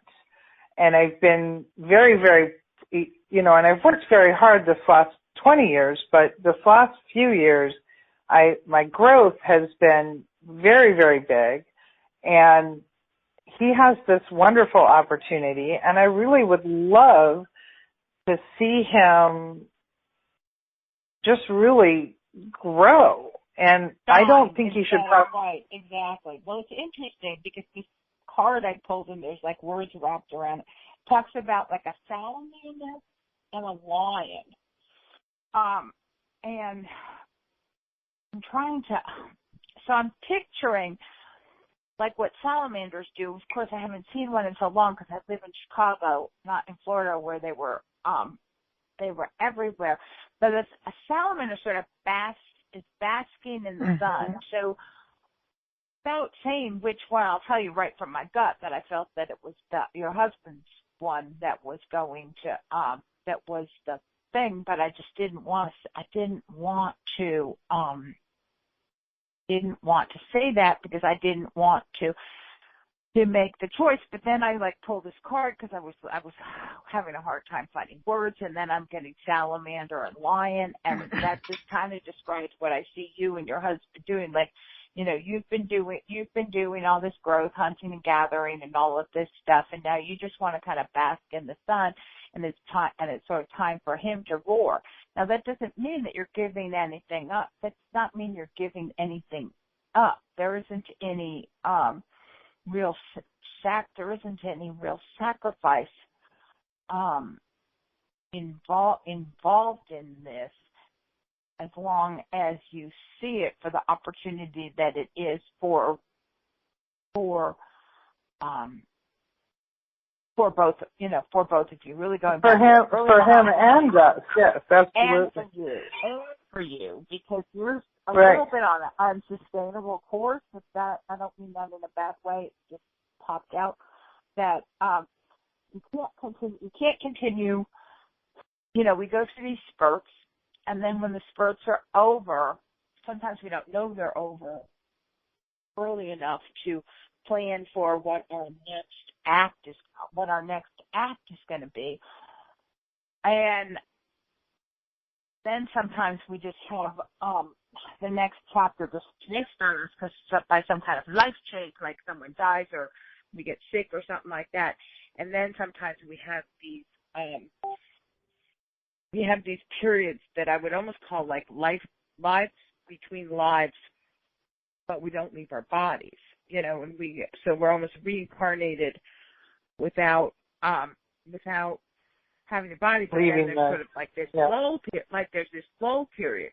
But the important difference here is that and a lot of times the lull period is usually the lull period is like imposed on us by some sort of circumstance. We lose our job, we get sick, something happens, and we can't do what we did the day before. So then it's like, oops, okay, I'm in a new chapter. But my point is that if you can see this going forward, that nothing's being taken from you, then it was not time to stop, but time to your growing spurt has to start winding down, or it's just going to be not wasted but it's just the growing spurt is winding down, and now it's time to bask. I guess the salamanders like basking in your basking in your accomplishments. Right. And taking inventory. A lot of times we don't see how much we've grown when we're still busy when we're growing, because we're too busy on that. But to take inventory and bask in your accomplishments. Yes. And it makes more sense. Like, even at the beginning, I couldn't get the question out because I couldn't get it out of my head. It didn't come out the way I thought in my head. I want him to have this opportunity, and I want to continue to do what I love, and he says, well, I don't want it to interfere with what you're doing. And I said, I don't want what I'm doing to interfere with opportunity that you have. I think that I've had opportunity, and if it means I have to take a back seat to see where this is going to go for you, we're not getting any younger. You know, I don't want to have neither one of us to have the would have, should have, could have. And right now, I'm in a really good place where if this is as far as I go, I'm blessed. Not as far I'm blessed. It's not as far as you go. It's the end of a growth. There's the end. It's like the end of an era. It's the end of a growth. And that's what I said. You never. Right. You never just a growth. Right. Inventory, because you're getting to not frazzled and fragment because of all the growth. There's like all these like stray hair, like kind of stray fly away stuff, and this basking thing is going to let it all kind of reel back in, and not redefine you because you're already defined, but the growth is too, you know, like when a tree went, it's getting too wide, and this is a wonderful opportunity for you to. I'm going to get a stump sprout is what I'm going to get. A stump sprout. I'm going to have a stump sprout. What the hell is that? That'll be awesome. That's when a stump is held up as much as it could, and a new tree sprouts from a stump. Oh, that's a volunteer. Okay, yeah. Just so you know, there is still Mimi to go, so just so you know, I'm not trying to... Okay, well, I got what I needed. I got... Good. Ground yourself, meditate, and... Salamander, bask in the sun. Bask in the sun. Yeah. And there's some money coming to you, okay? Some cents. Some coin coming to you. Woohoo! Oh, that's always good. Well, I'll never say no to the coin coming to me. Yeah, that makes the world go round. But I really don't. Yeah, the coin wasn't really an issue, but I'll never say no to that. But I'm sorry I made the question so hard. I just didn't even know how to articulate what I was seeing, but it brought a moment of clarity to me. Thank you very much, both of you ladies. It was very, very much, it brought, it grounded me, and I absolutely know I'm very excited for him now, and now I feel like we're definitely making the right decision on this opportunity, so that's good news. Perfect. I'm excited now. At the same time, Jen. Okay, thank you, Kathleen. I'm going to run. Thanks, Kathleen. All right, thanks. Bye-bye. All right, peace out. And let's go quickly get Mimi. We got 5 minutes left or something. Hi, Mimi. Okay. Hi, 5 minutes left. Hi, Chris. Hi, Amy. Hi, Jen. Hi, everyone. Hi. I just want to say hello. You know why I dropped the phone? Because, you know, there was construction downstairs and then drilling.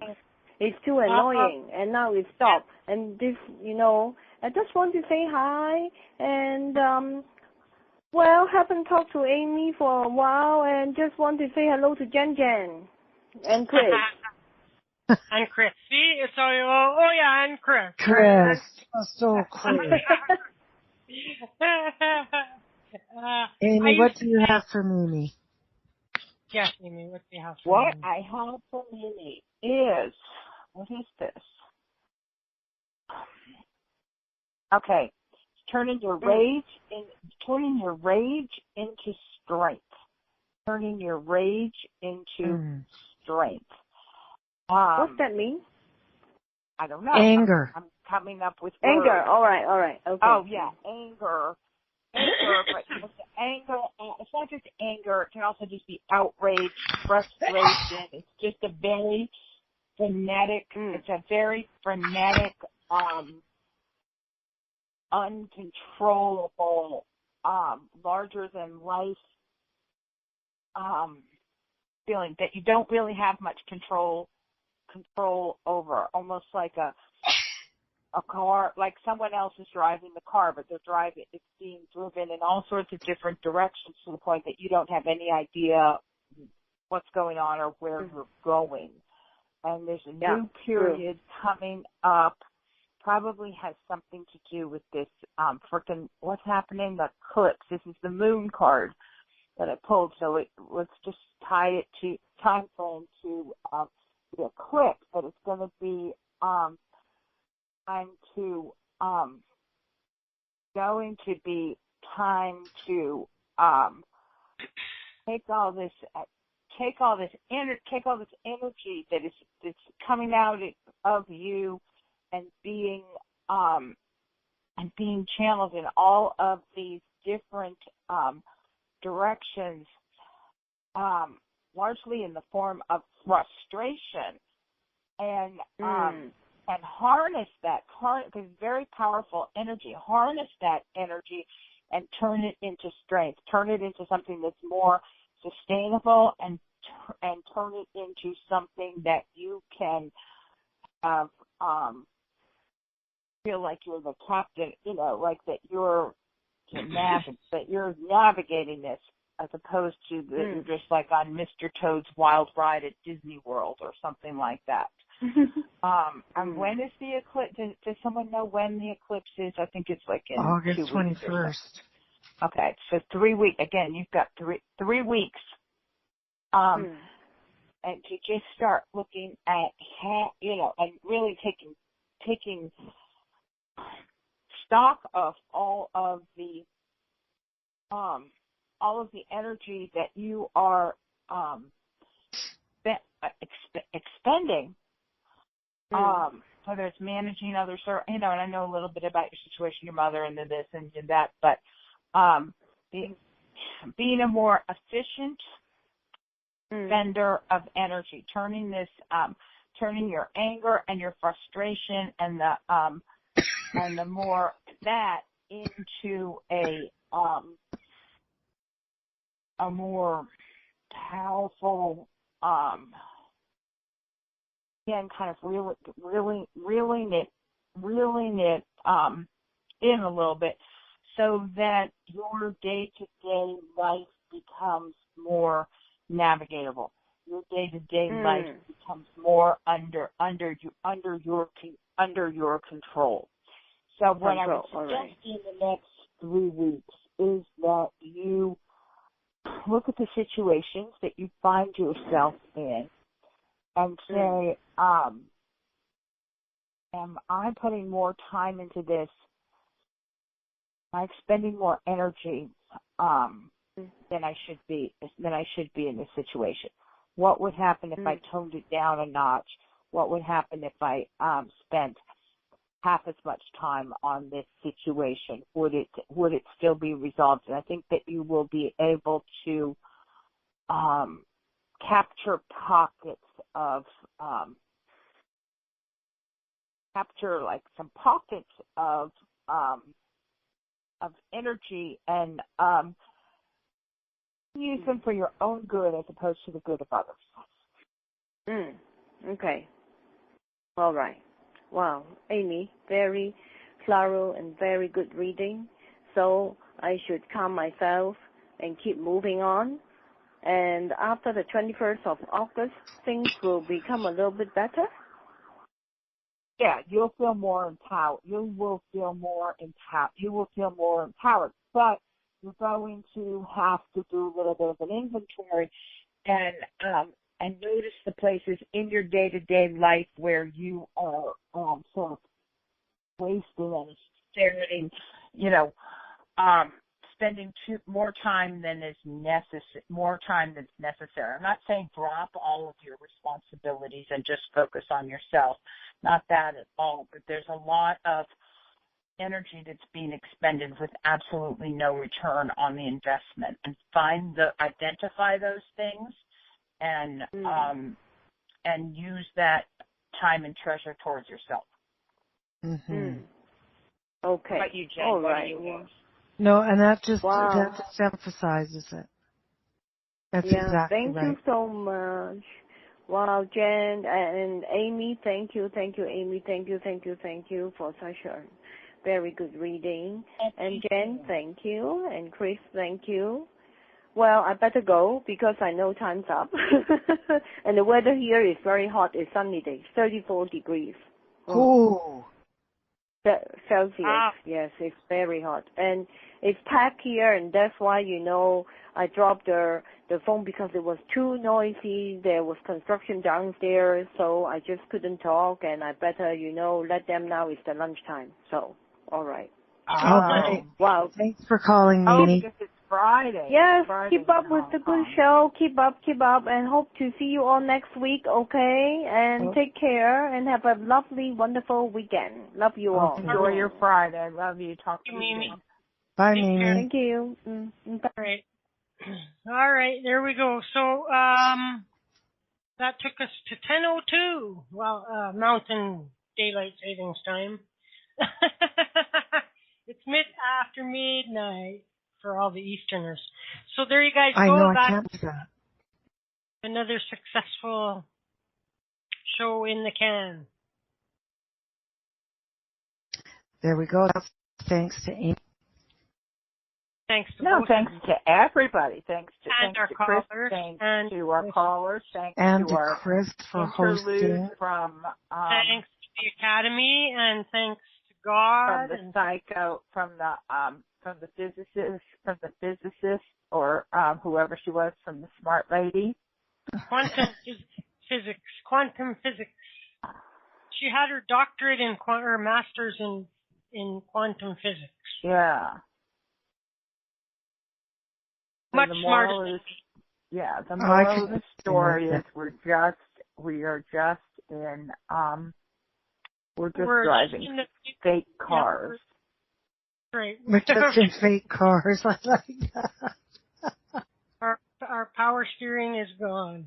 Fill up your power steering fluid, people, because you're not going anyhow. And here's me out. But, don't mistake that for getting in the driver's seat. And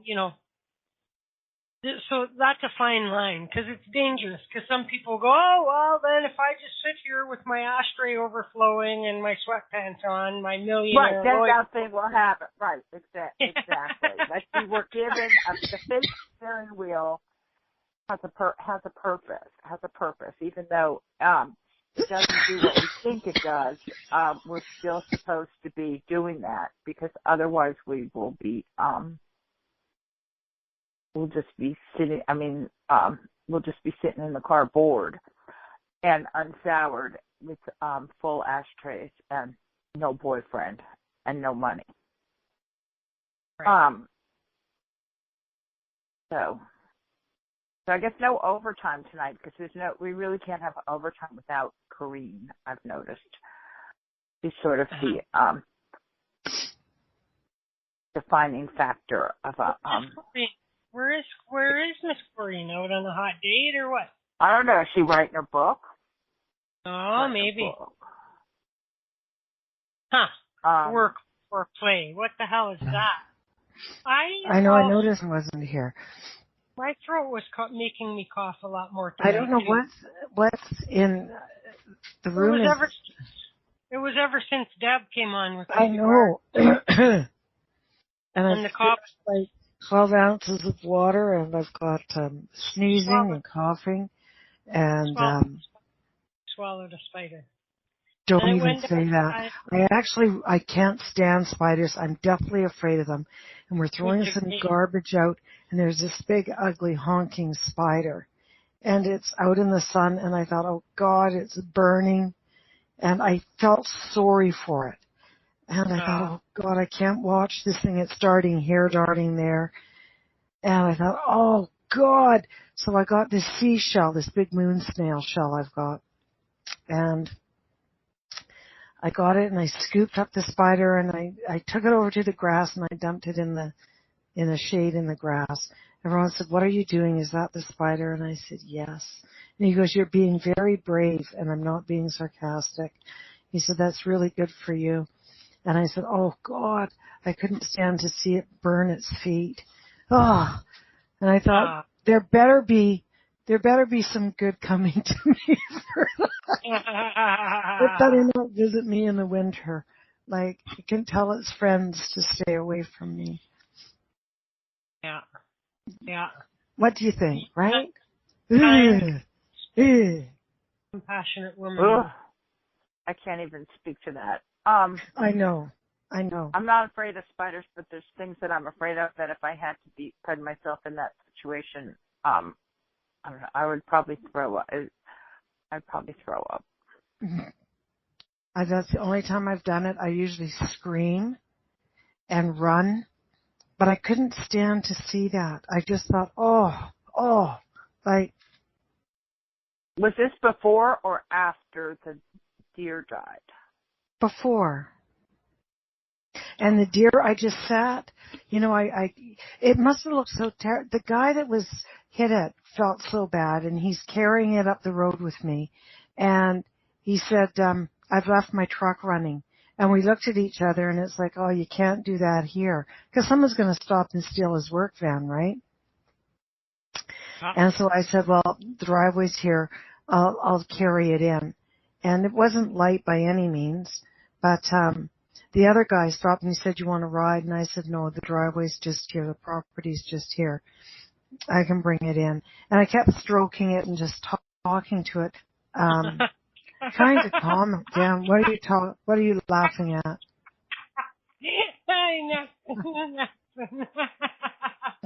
I know. I didn't realize it. So what, you were carrying a dead deer around? No, it wasn't dead. It was alive. Dying deer. Yes. It wasn't dying, but it was paralyzed. Oh my God. Well, what are you going to do? That's a lot. You can't, it was a fawn. You can't leave it in the ditch. No, you can't leave it in the ditch. Dragging it in. I mean, you can't do that. You just. Nope. All you can do is, I guess. So you either find a really humane way of euthanizing it, and these guys were trying to phone conservation. Well, bring it to the party and phone conservation and let them do it there, right? So they were going to send the RCMP or the conservation officers. So, yeah. Oh, mercy. And this all happened today? The spider and the deer happened the spider happened on the weekend, and the deer was today. And, yeah. And then we had those guys climbing the hydro poles on the weekend. Oh, yeah. The big hydro, intruders. The intruders, the big metal hydro towers these guys were climbing. And, Sleepy, just all this, way too much human interaction for me. Well, it was way too much for me too. So, but yeah, no, it teaches. I just think we have try and be kind and gentle. I felt very sorry, for the critters. I think I feel more sorry for critters than I do for people at times. Yeah, like when this manatee died over the weekend, he drowned actually, Snooty. He got caught in this. Oh my God. Anyway, I have cried more tears over that frickin' manatee than I have over the past couple of people that have died. Because I just don't, I'm like, when people die, I'm like, well, good for that. I just don't, whatever. I've become a little bit desensitized to that. This frickin' manatee had me in tears. Well, it was human error, wasn't it? Well, it appears to have been human. It appears to have been human error. And how bizarre that a manatee drowns. But they're mammals, and they need to breathe air. They're not fish. And I've been so upset about the frickin' manatee. I think about him when I go to sleep at night. He's just consumed my frickin' thoughts. I relive his final hours. Oh, Amy. Just exhausting me. But like people, it's like whatever. Another one bites the dust. So I think that it's good that we have animals that when we do lose our patience, with people because they're so peoply, that we can have these moments with the animals to remember that we do have the capacity to love, because it's not very easy to love people. I mean, I think it's actually sort of ridiculous concept to even think that we could love people. But at least we can feel that sensation with the animals. I think it's a ludicrous idea to love. See, I think it's a very ridiculous, over-ambitious goal to send us down here with this idea that we're supposed to love each other, because it's just... Well, I can love some people, but not very many. I think we can love people. I think we love our children for the most part.